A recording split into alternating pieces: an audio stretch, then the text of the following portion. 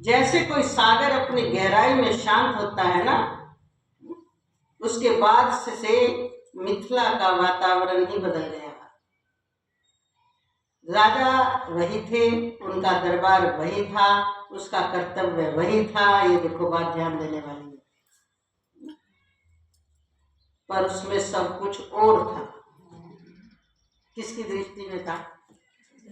अब प्रजा की दृष्टि में थोड़ी होगा। प्रजा तो कहेंगे राजा को एकदम वो स्वप्न दिखाई दिया था और उसकी वजह से विक्षिप्त हो गए थे, हमारे महाराज को दिक्कत हो गई थी, इसलिए विद्वान बुलवाए थे। और किसी विद्वान की कोई बात समझ में नहीं आई तो एक 8 अंगों से टेढ़े मेढ़े 12 वर्षीय बच्चे आए, पता नहीं उनके प्रभाव में क्या प्रभावित हुए और वो जंगल में ले गए और वापस लौटे हैं।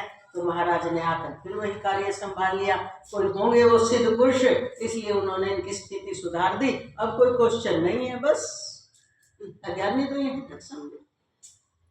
वो क्या जाने अब ये क्या बन के आए, कुछ बन के आए या बिल्कुल बिगाड़ के आए हैं। और बिगाड़ के बने क्या? शहंशाह के शहंशाह बन गए। अभी तो वो शहंशाह थे, शहंशाह उर्दू का वर्ड है। अभी तो वो राजा थे, वो राजाओं के राजा बनकर आए हैं, सारे संसार में शहंशाह के उपाधि प्राप्त करके आए हैं। देखो इतना बड़ा पद है ये बोध का। तो क्या कहा? मिथिला का वातावरण ही बदल गया। राजा वही थे, उनका दरबार वही था, उनका कर्तव्य वही था, पर उसमें अब कुछ और था। एक शांति, एक आलोक। आलोक किसे कहते हैं? लोक परलोक में, सीधी भाषा तो ये है, लोक परलोक से परे जो परम तत्व है उसका प्रकाश। और दूसरी भाषा कहे लोक परलोक से परे हमारा जो आत्म देव है वही सारे जगत को प्रकाशित कर रहा है, उसका ही आलोक फैला हुआ है हर लोक में। तो ऐसा आलोक वो निर्विक्ष राज्य कार्य करते हुए भी, भीतर से निर्लेप रहते, युद्ध की योजना बनाते हुए भी भीतर मौन रहते। कभी कोई दरबारी पूछता, राजन आप इतने शांत कैसे रहते हैं जबकि सारा कार्य कर रहे हैं,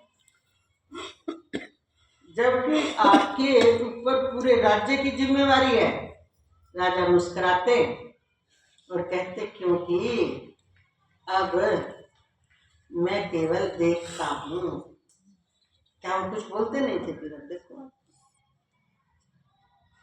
उनकी सलाह बिना कुछ हो जाता था, वो देखते थे, बस भी तुम करो मैं देख रहा हूँ, ऐसे करते थे क्या? अंदर से साक्षी जो देखता है वो कभी टूटता नहीं। इसीलिए भजन में एक लाइन बोल देते हैं, तू तो दृष्टा है जानने हारा, तू तो दृष्टा है जानने हारा, तेरी दृष्टि में संसार सारा, तेरी दृष्टि में संसार सारा।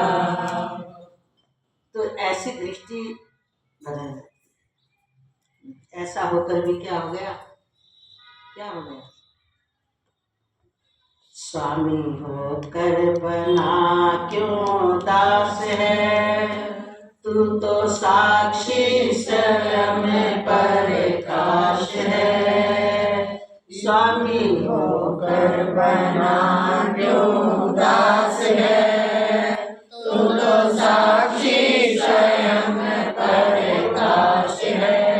इस काया का होने विनाश है, तू तो साक्षी स्वयं प्रकाश है। भूल तेरी है तू ही मिटा ले, भूल तेरी है तू ही मिटा ले। साक्षी चेतन है निश्चय जमा ले, साक्षी चेतन है निश्चय जमा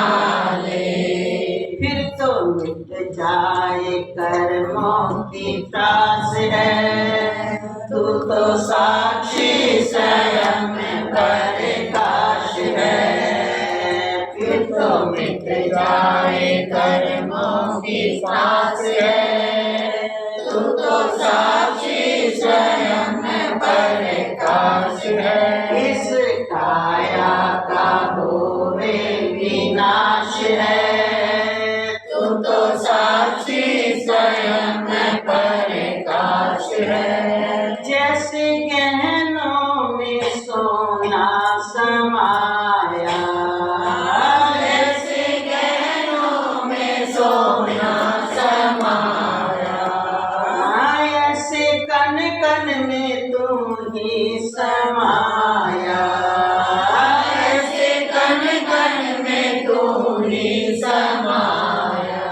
जब तेरा ही लीला विलास है, तू तो साक्षी स्वयं प्रकाश है।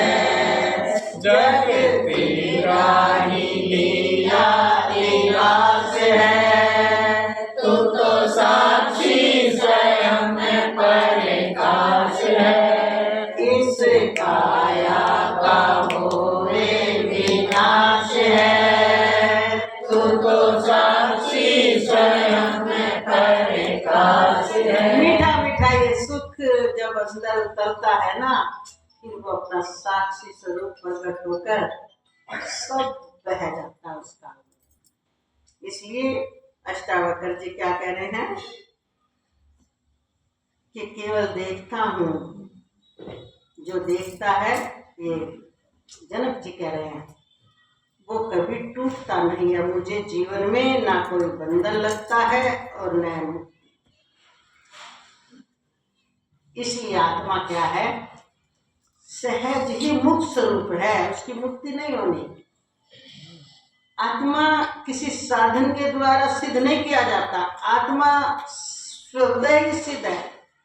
साधन किसके लिए होते हैं? साधन अंतःकरण की शुद्धता के लिए होते हैं, साधन विकारों को मिटाने के लिए होते हैं। साधन जो चित्त में हमने मैं मेरे के संस्कार इकट्ठे कर लिए हैं, जो हमारी आदतें पड़ गई है कि हम इसके बिना नहीं रह सकते, हम इसके बिना नहीं रह सकते, उसके विपरीत साधन करके हमें उन आदतों को छोड़ना है। साधन उनके लिए है, आत्मा के लिए कोई साधन नहीं। इसी समय सब मुक्त स्वरूप है, सबकी आत्मा निर्मल है, आत्मा कभी मैला नहीं होता। जो कहा है ना, तेरी आत्मा तो बड़ी गंदी है, आत्मा गंदी नहीं होती, विचार गंदे होते हैं। वो आत्मा को तो जानता ही नहीं। जब उन विचारों को पार कर जाता है, फिर वो देखता है कि मैं तो जो कहते हो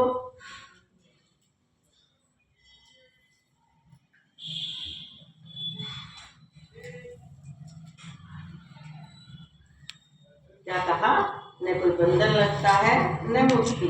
जो है वही है, जो है जो है जो है वही है, बस वही। इसीलिए कहा वही तू है, वही तू है, वही तू है, वही तू है, वही तू है, वही तू है, वही तू है, वही तू है। न कोई नाम है तेरा, न कोई रूप है तेरा, न कोई नाम है तेरा, न कोई रूप है तेरा। ये जो नाम रूपों से वही तू है, वही तू है, परे जो नाम रूपों से वही तू है। इसलिए क्या करे, जो है वही है, जो घट रहा है केवल एक खेल है। अब देखो ये बात जस्ती नहीं ना किसी बेजस्ती, हम कितना टकराता है, जरा खोनी लग जाए, सॉरी भी नहीं मांगी, देख के नहीं चलता, चलती। ये पता मेरे को कितना दर्द हुआ, अहम कितना अखरता है, कितना कैसे जो कहा है ना, ये तो नाग जहरीला काला। अभी 2-4 दिन पहले गा रही थी, दिनेश की मम्मी गा रही थी, इसलिए हमने उसकी व्याख्या नहीं करी। मैंने कहा ये जो भी समझती है गाने तो कोई बात नहीं, कोई और गाते तो कान खींचते। क्या ऐसा कोई मेरे मन की बागा मोड़े। जब संत मिल गए फिर और कौन से संत को ढूंढते हो, जाओ गली और ढूंढो, इसलिए खींचते हम। जिनको नहीं मिले वही ढूंढ रहा है बेचारा, संत की खोज में है, भटक रहा है इधर से उधर।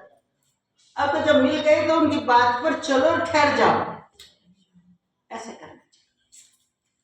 इसलिए क्या कह रहे हैं, केवल एक खेल है, आत्मा का खेल, और किसी का खेल भी। जनक के उस अनुभव को मिथिला के ऋषियों ने जनक का आत्मबोध कहा। जनक को ऋषि तो पहचानेंगे, विचार बदलते, अपने जैसा मिलते वो पहचाने। यही रहस्य आगे चलकर आत्मबोध उपनिषद में परिवर्तित हुआ। इन्होंने प्रतिबंधी लिख रखा ना, परिवर्तित हुआ। जहां कहा गया आत्मा न कर्म है न परिणाम, इसलिए न आत्मा किसी कर्म के द्वारा सिद्ध होता, न उस कर्म का कोई परिणाम है कि आत्मा मिल जाएगा। आत्मा तो सत्य सिद्ध है, इसलिए ना वो कर्म है और ना परिणाम, वो केवल साक्षी है, ज्योतिर्मय, वो शांत और सर्वव्यापक है। ये आत्मा का परिचय है। इस कथा में प्रत्येक तत्व आत्मबोध के दर्शन का प्रतीक है। राजा जनक का ये प्रश्न कि मैं कौन हूँ, वही प्रश्न है जिससे हर उपनिषद आरंभ होता है। वह प्रश्न साधक को पहाड़ से भीतर ले जाता है, पर उठे तो किसी। अष्टावक्र का उपदेश जो हम आपको कल समझाएंगे, समय हो गया।